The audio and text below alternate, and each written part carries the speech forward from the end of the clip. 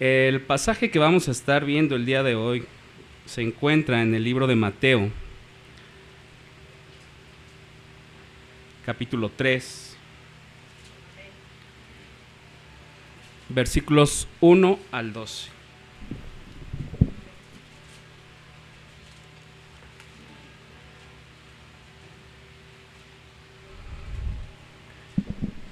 Estaré leyendo yo la versión Nueva Traducción Viviente y ustedes también podrían seguirme con la vista, por favor. Leamos primeramente la palabra, por favor. Dice: En esos días, Juan el Bautista llegó al desierto de Judea y comenzó a predicar. Su mensaje era el siguiente: arrepiéntanse de sus pecados y vuelvan a Dios, porque el reino del cielo está cerca. El profeta Isaías se refería a Juan cuando dijo: es una voz que clama en el desierto, preparen el camino para la venida del Señor, ábranle camino. Juan usaba ropa tejida con pelo rústico de camello y llevaba puesto un cinturón de cuero alrededor de la escritura. Se alimentaba con langostas y miel silvestre.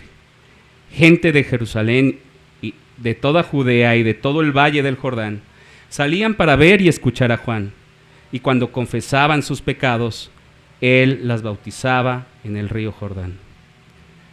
Cuando Juan vio que muchos fariseos y saduceos venían a mirarlo bautizar, los enfrentó. «Camada de víboras», exclamó, «¿quién les advirtió que huyeran de la ira divina que se acerca? Demuestren con su forma de vivir que se han arrepentido de sus pecados y han vuelto a Dios. No se digan simplemente el uno al otro: estamos a salvo porque somos descendientes de Abraham. Eso no significa nada, porque les digo que Dios puede crear hijos de Abraham de estas piedras. Ahora mismo el hacha del juicio de Dios está lista para cortar las raíces de los árboles. Así es, todo árbol que no produzca buenos frutos será cortado y arrojado al fuego. Yo bautizo con agua a los que se arrepienten de sus pecados y vuelven a Dios, pero pronto viene alguien que es superior a mí, tan superior que ni siquiera soy digno de ser su esclavo y llevarle las sandalias. Él los bautizará con el Espíritu Santo y con fuego. Está listo para separar el trigo de la paja con su rastrillo. Luego limpiará la zona donde se trilla y juntará el trigo en su granero, pero quemará la paja en un fuego interminable. Permítanme orar, por favor. Padre Santo, Eterno, gracias por permitirnos estar hoy aquí reunidos en tu nombre para ser instruidos por tu palabra. Padre, te necesitamos. Te necesito yo para compartir fielmente tu palabra, Padre, que sea tu Espíritu quien hable. Te necesitamos todos para que por tu Espíritu nosotros también recibamos tu palabra y seamos transformados con el poder de ella, Padre. Te rogamos que prepares tú nuestros corazones, nuestros pensamientos, que los hagas buena tierra, para que tu palabra, que es la mejor semilla que tú puedas dar, sea sembrada, crezca, dé fruto, te alabemos y te glorifiquemos como solamente tú lo mereces, Padre. En nombre precioso de Cristo Jesús. Amén. Bien, hermanos, quisiera comentarles o recordar sobre todo unos principios que Mateo escribe en este libro. 3 principios, digamos, principales. El primero, la razón por la cual escribe esto a los judíos y a todos los leyentes, incluidos nosotros, es reconocer que Jesús es el Mesías y confiar en Él. El segundo principio es entender la función de la iglesia dentro del programa de Dios. Un tercer principio es que dar a conocer el reino de los cielos y hacer discípulos de todas las naciones, tal como Cristo lo ha mandado. En los primeros capítulos, Mateo ha identificado a Jesucristo como el Mesías, Primeramente con el testimonio de su genealogía, en Mateo 1, del 1 al 17. Después lo hizo con el testimonio de su nacimiento, Mateo 1, del 18 al 25. Siguiente, testimonio de los sabios, estas autoridades que vinieron del oriente. Así fue identificado Jesucristo también como el Mesías por Mateo. Esto lo podemos ver de Mateo capítulo 2, del versículo 1 al 12. Después de eso, Mateo identifica a Jesucristo como el Mesías por el testimonio de las ciudades a las cuales él había visitado, Egipto y Nazaret. Con eso se cumplen también algunas profecías. Dios mismo había dicho que su hijo iba a salir de Egipto. Y también el hecho de que estuviese en Nazaret cumple otra profecía. También en el libro de Isaías, lo podemos ver, Isaías 11:1, que precisamente el ser considerado como nazareno iba a representar un rechazo del pueblo hacia Dios. En el libro de Juan, en el capítulo 1, podemos leer unas palabras también de Natanael. Cuando le dicen que habían encontrado al Mesías, Jesús el Nazareno, él expresó: ¿de Nazaret puede salir algo bueno de Nazaret? El mismo libro de Juan, en el capítulo 1, nos dice que Jesucristo vino a su propio pueblo y hasta ellos lo rechazaron. Con ese testimonio precisamente termina el capítulo 2 de Mateo, y el día de hoy, con el favor de Dios, veremos precisamente que Jesús es el Mesías por el testimonio que da Juan el Bautista. Iremos viendo algunas unidades de pensamiento en los versículos. Estaré, como ustedes se pudieron dar cuenta, mencionando algunos pasajes bíblicos haciendo referencia en donde pueden encontrar esto en las Escrituras, y les pediré en algún punto nada más que me acompañen a ver algunos pasajes tanto del Antiguo Testamento como del Nuevo Testamento, para que la palabra de Dios sea la que hable a nuestros corazones. En los versículos 1 y 2 del pasaje de Mateo, capítulo 3, dice lo siguiente: En esos días, Juan el Bautista llegó al desierto de Judea y comenzó a predicar. Su mensaje era el siguiente: arrepiéntanse de sus pecados y vuelvan a Dios, porque el reino del cielo está cerca. En esos días, en Lucas 3, nos da un mayor detalle de a qué se refieren esos días. Tiberio llevaba 15 años como emperador de Roma. Poncio Pilato era gobernador de Judea. Herodes Antipas gobernaba Galilea. Su hermano Felipe gobernaba Iturea y Traconite. Lisanias gobernaba Abilinia. Anás y Caifás eran los sumos sacerdotes. Es en estos días en que llega un mensaje de Dios a Juan mientras él vivía en el desierto. Había una gran opresión en el pueblo. Como pudimos ver hace rato en un video, Juan el Bautista fue hijo del sacerdote Zacarías y de su esposa Elizabeth, que eran parientes de Jesús. Ellos tuvieron a Juan en la vejez, como lo dice Lucas capítulo 1, versículos del 5 al 25. Juan es mencionado en los 4 evangelios. Algo muy interesante también que nos dice este pasaje es que se encontraba en el desierto de Judea. Y el desierto de Judea era un símbolo apropiado del estado espiritual del pueblo de Israel.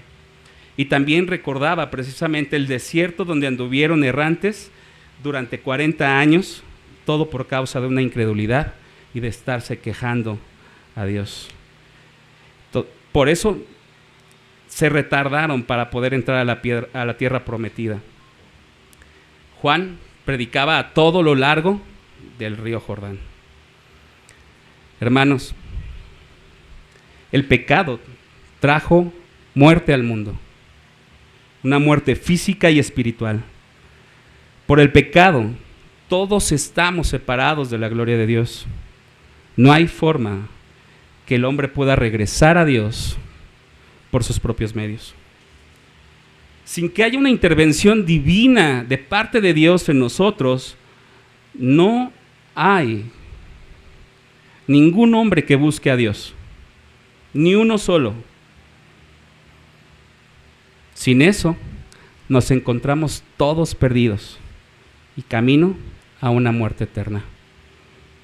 Hermanos, por la gracia de Dios nos conocemos el día de hoy. Quizás no sepamos muchas cosas los unos de los otros, pero ustedes pueden saber que yo soy un pecador. También puedo saber que ustedes son pecadores, hermanos.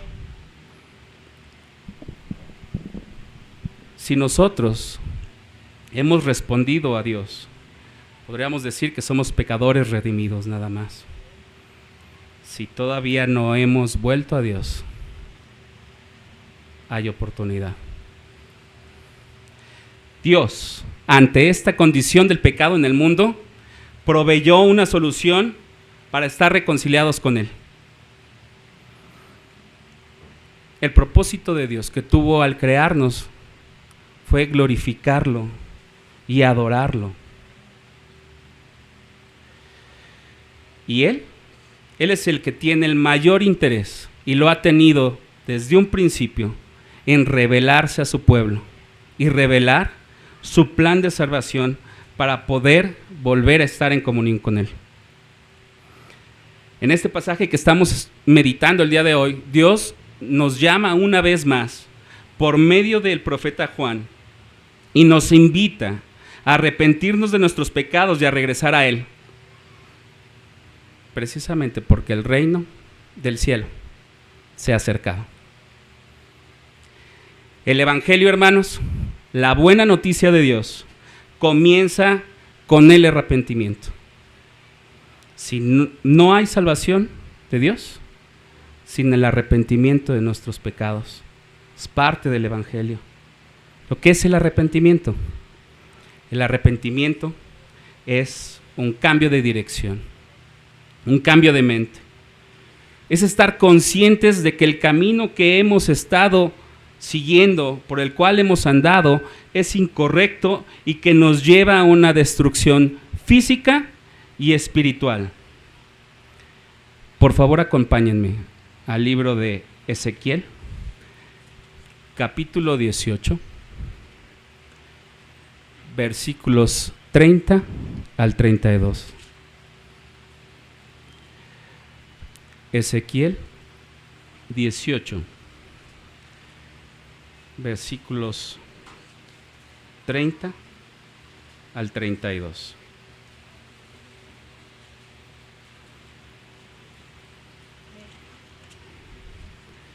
Ezequiel 18, versículos 30 al 32. Gracias, hermano.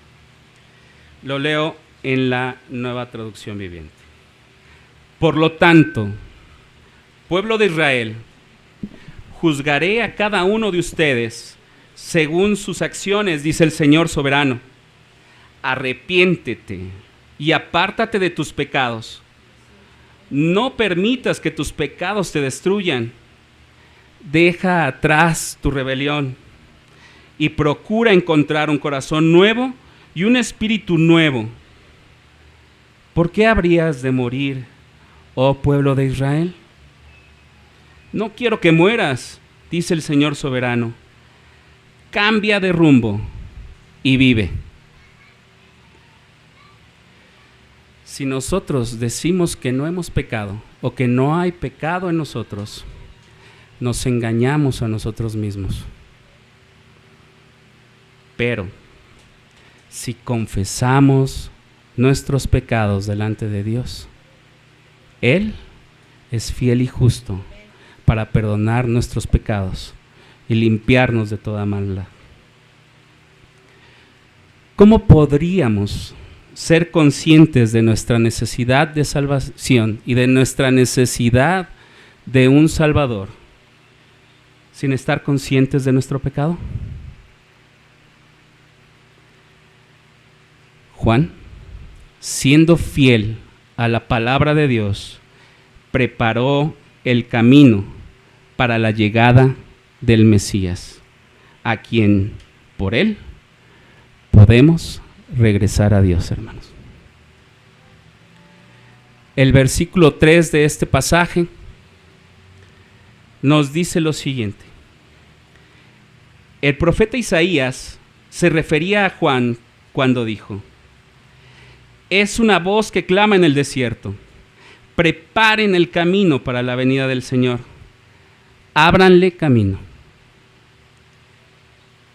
Isaías ya había profetizado acerca de Juan, inspirado también por Dios, por el Espíritu Santo. Y esto, hermanos, nos recuerda que Dios siempre cumple todo lo que ha anunciado en su palabra. Le cumplió a Abraham que iba a tener un hijo a los 100 años. Esto usted lo puede revisar en Génesis 21:5. Le cumplió a Moisés y a su pueblo que los sacaría de Egipto. Esta promesa está cumplida en el libro de Éxodo, capítulo 12, versículos 37 y 38.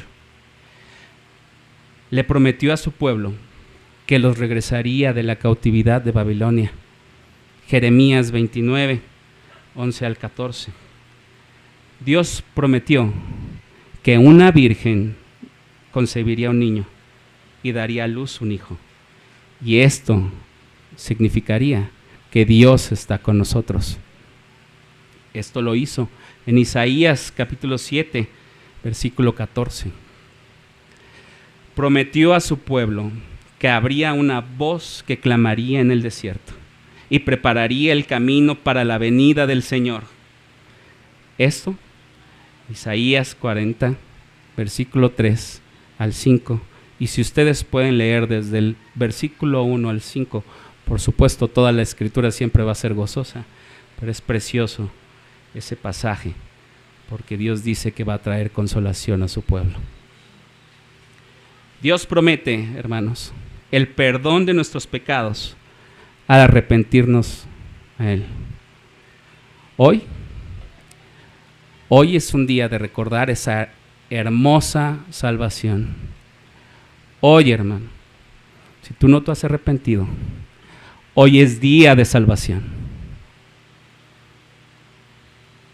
En el versículo 4 de este pasaje, dice que Juan Bautista usaba ropa tejida con pelo rústico de camello y llevaba puesto un cinturón de cuero alrededor de la cintura.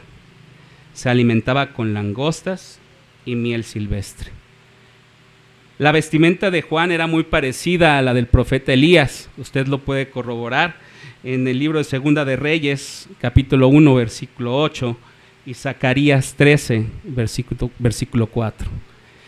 En Malaquías, capítulo 4, versículo 5, Dios había profetizado que enviaría a Elías antes de la venida del Señor.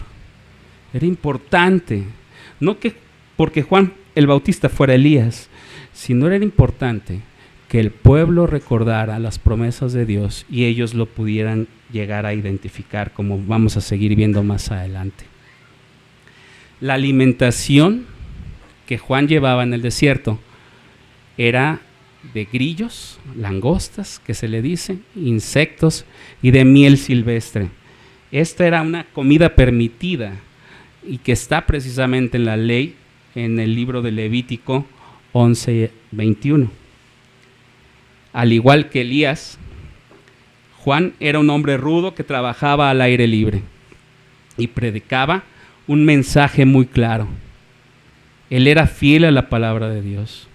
Precisamente como en el video que pasaron hace rato, él confrontó fuertemente inclusive a Herodes por estar en una relación no permitida con la esposa del medio hermano de Herodes.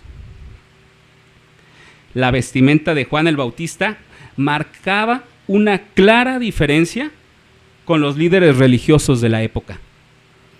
Era fácil identificarlo como un verdadero siervo y profeta de Dios.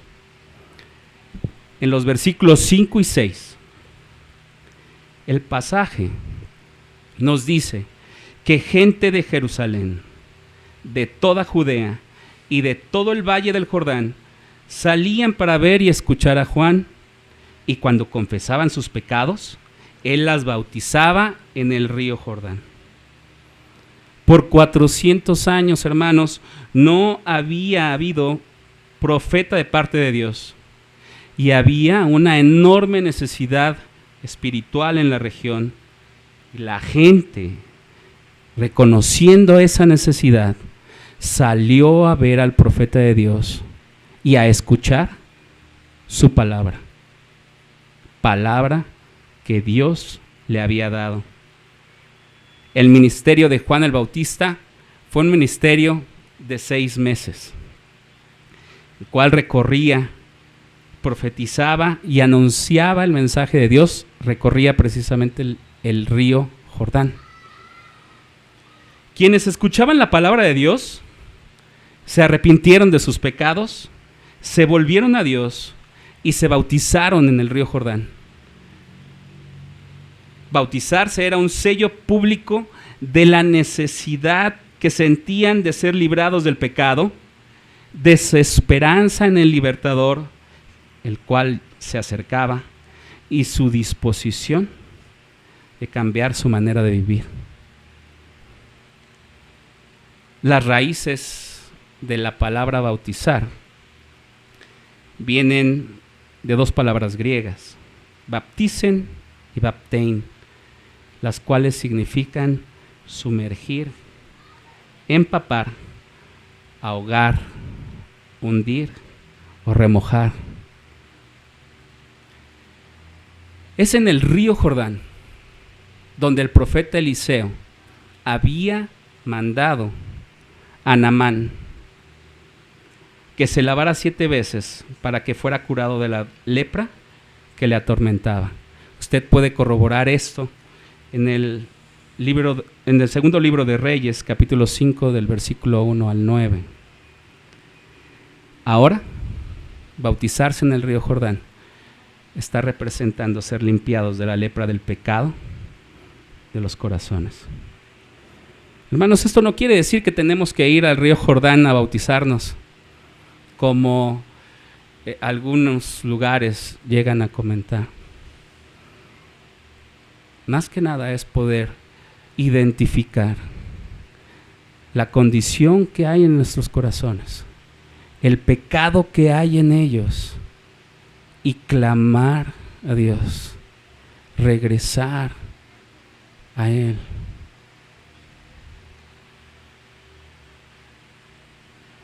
Los versículos 7 al 10 nos dicen lo siguiente.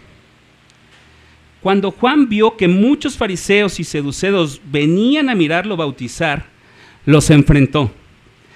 «¡Camada de víboras!», exclamó. ¿Quién les advirtió que huyeran de la ira divina que se acerca? Demuestren con su forma de vivir que se han arrepentido de sus pecados y han vuelto a Dios. No se digan simplemente el uno al otro: estamos a salvo porque somos descendientes de Abraham. Eso no significa nada, porque les digo que Dios puede crear hijos de Abraham de estas piedras. Ahora mismo, el hacha del juicio de Dios está lista para cortar las raíces de los árboles. Así es, todo árbol que no produzca buenos frutos será cortado y arrojado al fuego. Los fariseos eran miembros de una secta judía que practicaban supuestamente una estricta piedad a la ley de Dios. Pero más que nada buscaban ellos sobresalir, distinguirse de los demás, pero con las motivaciones equivocadas. Los saduceos, ellos formaban parte de la aristocracia de Jerusalén y se dedicaban más que nada al servicio del templo, al sacerdocio. El mismo Evangelio de Mateo más adelante los va a seguir mencionando, precisamente realizando esta función. Ellos, hermanos, ellos no respondieron en arrepentimiento al mensaje de Dios. Ellos creían que por venir de la descendencia de Abraham, calificaban automáticamente para recibir la salvación sin necesidad de arrepentirse de sus pecados. Esa expresión de camada de víboras podría significarse también hijos del diablo. En Génesis 3:15, cuando Dios hace la primera promesa de salvación, lo que se llega a considerar por teólogos como el protoevangelio, ahí dijo que la simiente de la mujer, Jesús, iba a estar enemistada entre la simiente de la serpiente. Y esta enemistad cada día fue más evidente entre ellos, entre Jesús y sus siervos.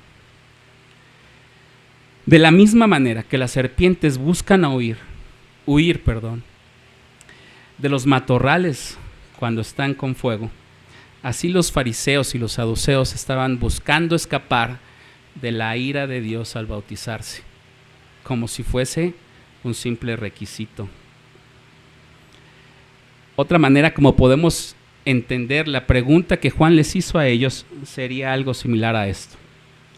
¿Quién les dijo a ustedes que tienen el derecho a la salvación y librarse de la ira de Dios sin arrepentirse? Si Dios quisiera, podría ser hijos de Abraham de las piedras, las cuales se encontraban ahí en el desierto. Y estas piedras que dice Juan, hace referencia a los gentiles. Les voy a pedir que vayan conmigo a Gálatas, capítulo 3, versículos 6 al 11.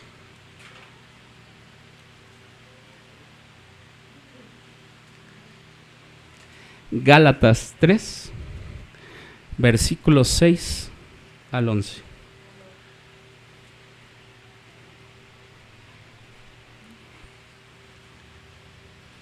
Lo leo en versión Nueva Traducción Viviente. Dice así: del mismo modo, Abraham le creyó a Dios y Dios lo consideró justo debido a su fe.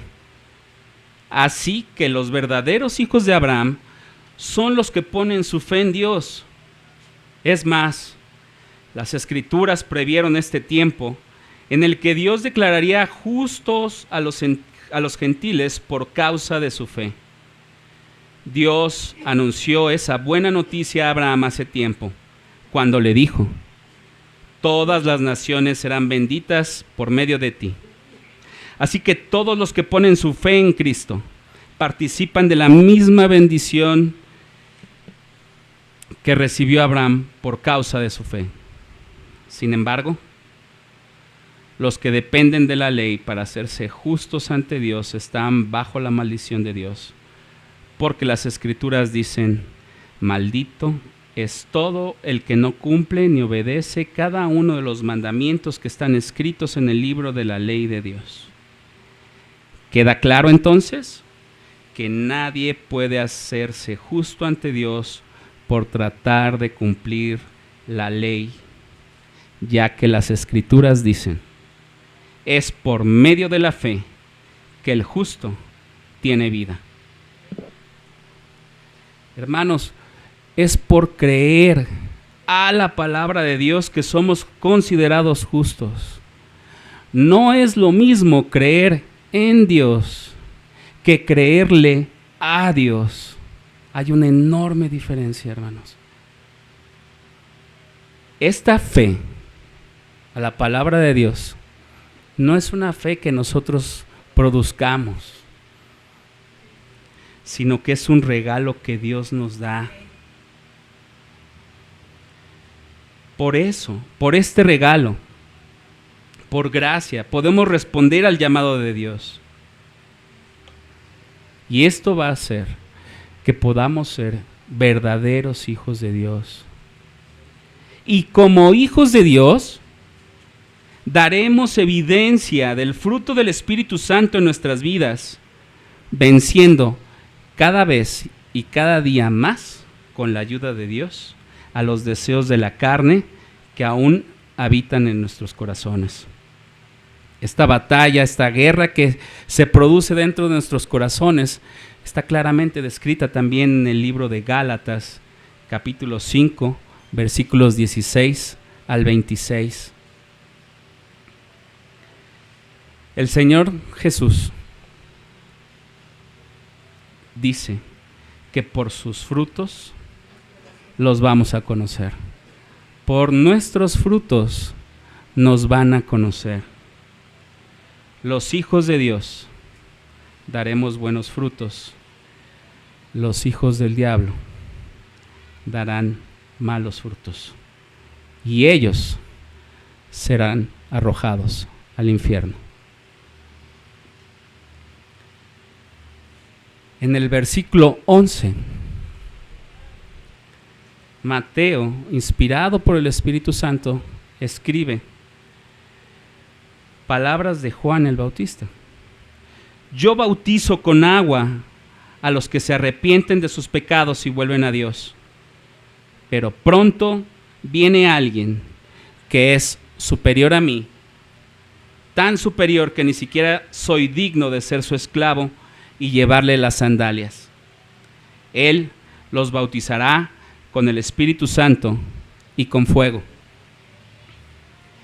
El carácter de Juan mostraba ser el carácter de una persona transformada por Dios. Un carácter humilde y un carácter que honraba y glorificaba a Dios en todo momento.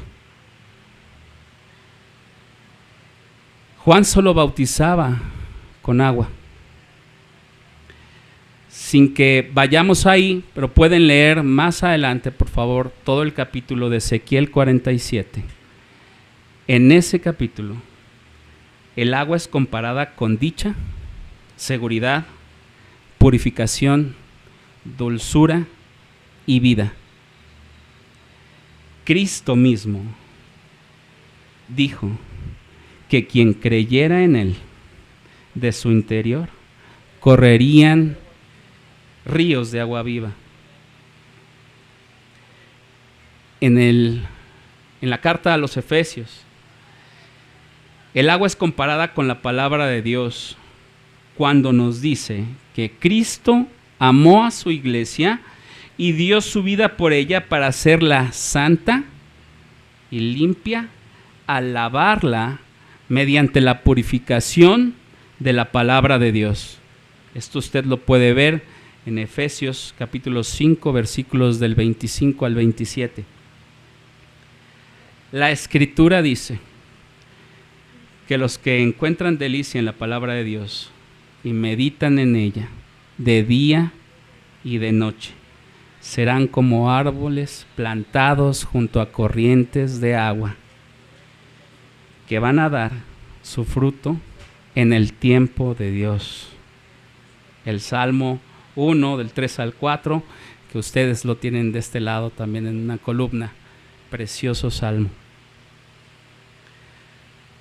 Juan predicó fielmente la palabra de Dios y el bautismo en agua era una señal externa de que la palabra de Dios había limpiado los corazones de la persona. Juan, con esta actitud correcta, reconoce que él no es digno de ser esclavo o siervo del Señor. Hermanos, ninguno de nosotros lo somos. Ninguno de nosotros somos dignos. Por el contrario, Juan nos apunta precisamente a Cristo. Es Cristo quien envía su Espíritu a nuestra vida y permite que habite en nosotros, llevándonos a arrepentirnos verdaderamente de nuestros pecados. El Espíritu de Dios es el que nos va a convencer de pecado, de la justicia de Dios y del juicio que viene. Comentaristas, teólogos, Comentan que el bautismo, en su gran mayoría ellos acuerdan a esto, que el bautismo con fuego se refiere a la obra del Espíritu en el alma del hombre. Esta obra hace que el alma sea escudriñada, sea refinada y sea exaltada. Significa que nuestra fe será probada por Dios. Mientras estemos aquí en la tierra, a eso le podemos decir, y ustedes lo podrán escuchar, como un proceso de santificación. Acompáñenme también nuevamente a Primera de Pedro, capítulo 1, versículo 3 al 9, por favor.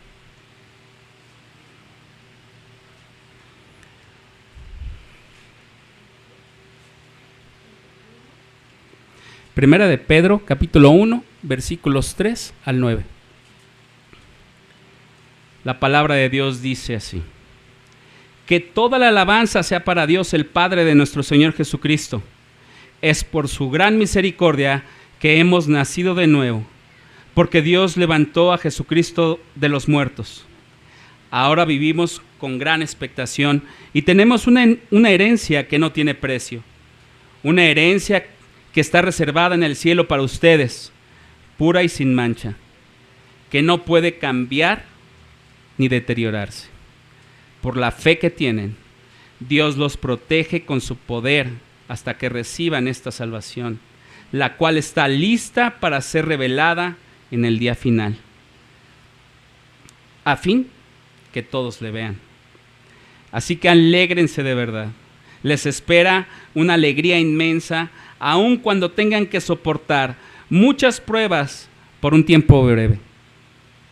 Estas pruebas demostrarán que su fe es auténtica, que está siendo probada de la misma manera que el fuego prueba y purifica el oro.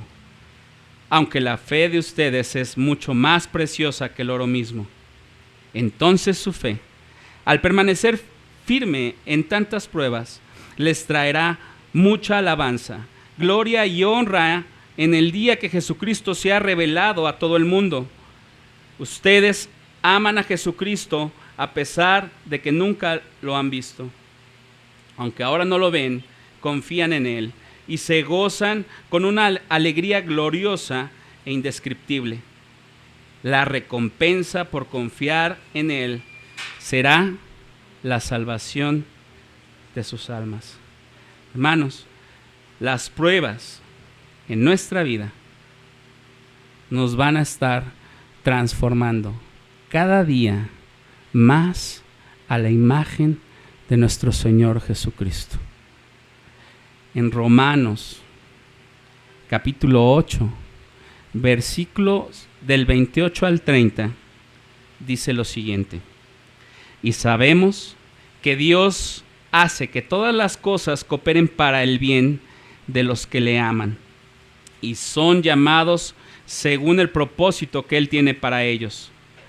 Pues Dios conoció a los suyos de antemano y los eligió para que llegaran a ser como su Hijo, a fin de que su Hijo fuera el hijo mayor de muchos hermanos, después de haberlos elegido. Dios los llamó para que se acercaran a Él, y una vez que los llamó, los puso en una relación correcta con Él, y luego de ponerlos en esa relación correcta con Él, les dio su gloria. El versículo 12 de este pasaje, Juan dice que está listo para separar el trigo de la paja con su rastrillo. Luego limpiará la zona donde se trilla y juntará el trigo en su granero, pero quemará la paja en un fuego interminable. Quien está listo es aquel que viene y que bautiza con el Espíritu y con fuego, quien es nuestro Señor Jesucristo. Cristo, hermanos, es el juez de Dios. Él va a separar a los hijos de Dios y también va a separar a los hijos del diablo. Cristo vendrá por segunda vez para emitir un juicio. El que separara, o que el versículo diga que separa el trigo de la paja, como acostumbraban a hacer los agricultores en la época, es que tomaban el trigo y soplaban. El trigo, al ser más pesado, caía al suelo y la paja volaba. En el Salmo 1 también nos dice Dios que esto es lo que le va a pasar a todos los que son malos. Serán llevados como el viento, como el tamo que los lleva el viento, dice la palabra. Ellos no se van a levantar en el día del juicio. Ellos no se van a congregar con los justos. Lo que les va a pasar a ellos es que ellos morirán eternamente. Nuestro Señor Jesucristo dijo también que Él iba a prepararnos un lugar. Él está preparándonos un lugar en el cielo y que va a regresar, hermanos. Va a regresar por nosotros para llevarnos con Él y para que estemos con Él para siempre. El mundo, como lo conocemos ahora, va a desaparecer, hermanos. Va a venir un cielo nuevo, una tierra nueva. No habrá más lágrimas, ni muerte, ni tristeza, ni dolor. El Señor hace nuevas todas las cosas. Gloria, gloria a Dios, hermanos. Hermanos, esto debe de llevarnos a, como dice también Dios en su palabra, a que todos nosotros nos animemos, que nos motivemos a realizar actos de amor, buenas acciones sin dejar de reunirnos. Animémonos, hermanos, motivémonos, porque día del regreso del Señor está cerca. Hermanos, quiero compartir algunos puntos que podemos extraer de esta enseñanza que Dios nos da en su palabra. Uno de ellos es que el propósito del ministerio de Juan el Bautista no era ganar seguidores para él, sino guiar a las personas a Jesús, el Cordero de Dios que quita el pecado del mundo. Ese, hermanos, debe de ser el mismo propósito del ministerio de cada uno de nosotros. En el video fue mencionado, la palabra de Dios lo dice en Juan 3:30, es necesario que Él crezca, que Cristo crezca y que yo mengüe. Hermanos, Dios nos llama al arrepentimiento de nuestros pecados y regresar a Él por medio de Cristo, quien se ofreció a sí mismo en su sacrificio, derramando hasta la última gota de su sangre en la cruz, tomando nuestro lugar, o también mostrándonos su victoria sobre la muerte al resucitar al tercer día, como lo dicen las Escrituras. Jesucristo es el camino, la verdad y la vida. Dios, hermanos, nos llama a proclamar todo el mensaje de Dios, aún en el desierto, dificultades de nuestras vidas o de las vidas de las personas que nos rodean. Es cuando más se necesita, hermanos.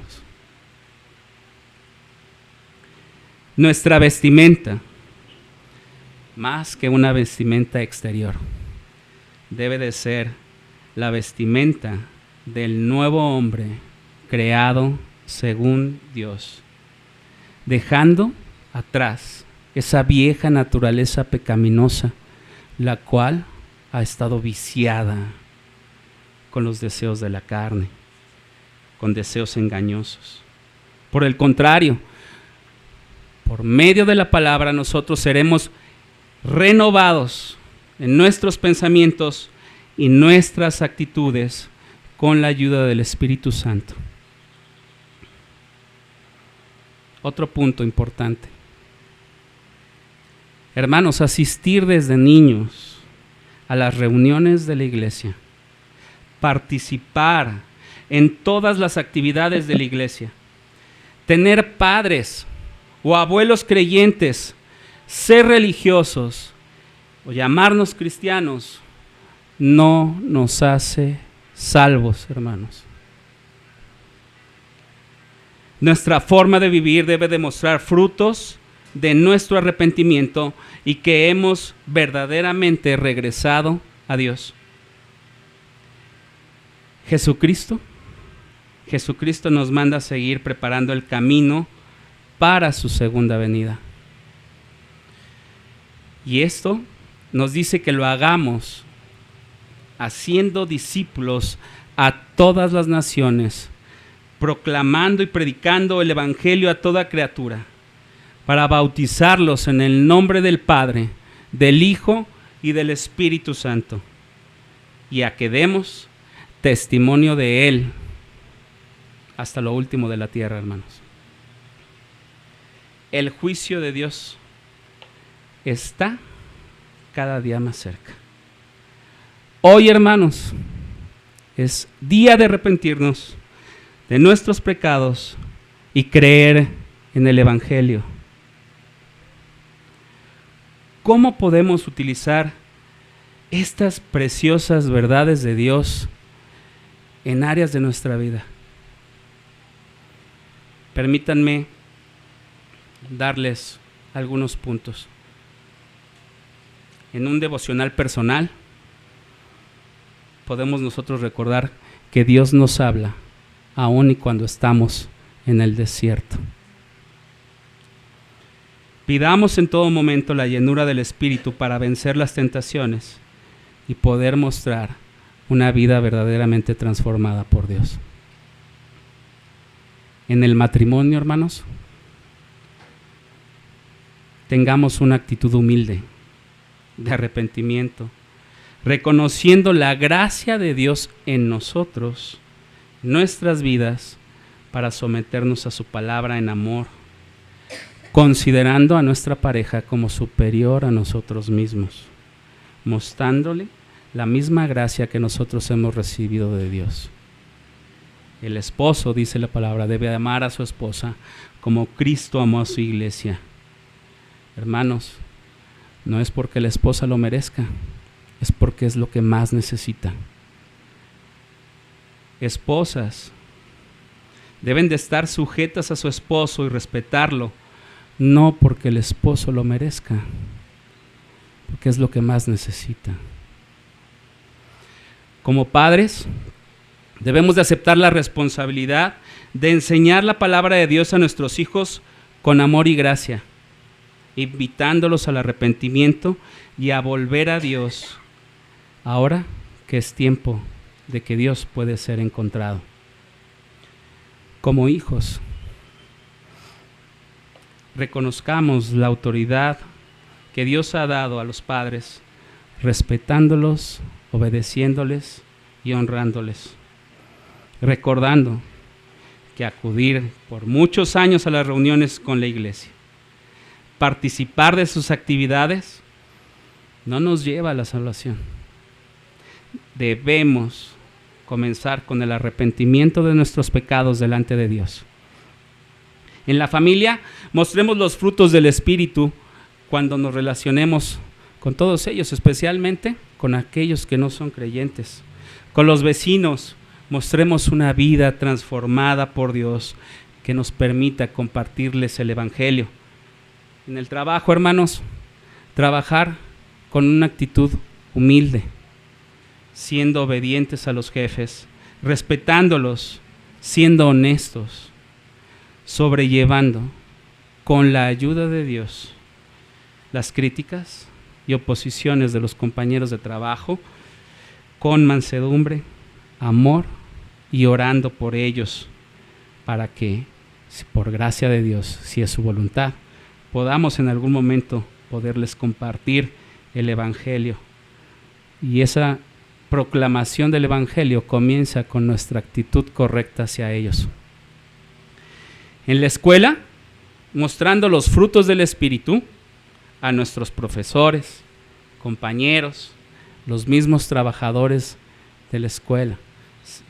Esos frutos son amor, gozo, paz, paciencia, benignidad, bondad, mansedumbre y dominio propio. En los hospitales, hermanos, compartiendo la palabra de Dios con los enfermos y sus familiares. En las cárceles o internados, proclamando en amor la libertad que tenemos en Cristo, invitándolos al arrepentimiento. Con los desconocidos, mostrando compasión y amor por aquellos que están más necesitados.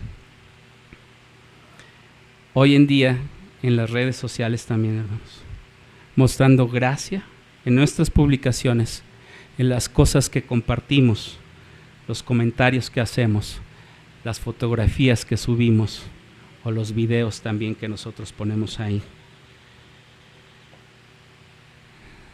Termino esta predicación con la invitación que nos hace nuestro Señor Jesucristo.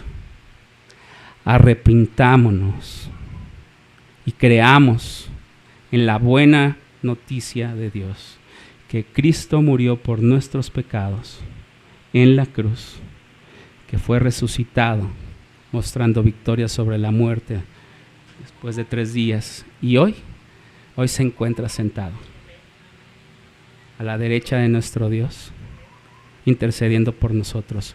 Él mismo, en Apocalipsis 22, dijo lo siguiente: miren, yo vengo pronto. Oremos, hermanos, por favor. Padre, gracias te damos por tu palabra. Gracias te damos también por la enorme y preciosa promesa y esperanza que nosotros tenemos en Cristo, quien vendrá nuevamente por nosotros, Padre, para llevarnos a Él y estar con Él todos los días de nuestra vida. Padre, te damos gracias por grandes siervos de Dios que tú nos has mostrado también en tu palabra, los cuales han sido fieles y obedientes a ti, porque tu Espíritu ha obrado grandemente en ellos. Padre, nosotros también queremos y te pedimos que tu Espíritu obre poderosamente en nuestros corazones para ser obedientes y fieles a ti, proclamando tu palabra en todo momento. Padre, si alguno de los que está aquí de entre nosotros no ha acudido en arrepentimiento delante de ti, confesando sus pecados y su necesidad de salvación de nuestro Salvador en Cristo, te rogamos que sea tu Espíritu quien obre en su corazón y que le permita precisamente también acudir en arrepentimiento delante de ti, que pueda también acercarse a su pastor Miguel Ángel o algún líder de la iglesia también para hablar de este tema. Padre, separados de ti nosotros no somos nada. Necesitamos de ti para que nosotros con valor proclamemos tu palabra en todo momento, aún y cuando haya algún tipo de oposición, Padre. Permítenos hacerlo con amor, con mansedumbre, dando testimonio de que eres tú quien ha transformado nuestras vidas, Padre. Padre, sigue haciendo tu obra en cada uno de nosotros. Te lo rogamos. Y gracias porque sabemos que esta obra que has iniciado en nosotros, tú la vas a perfeccionar hasta el día que nuestro Señor Jesucristo regrese y que estemos con Él y contigo eternamente. Ven, Señor Jesús, en tu nombre oramos. Amén.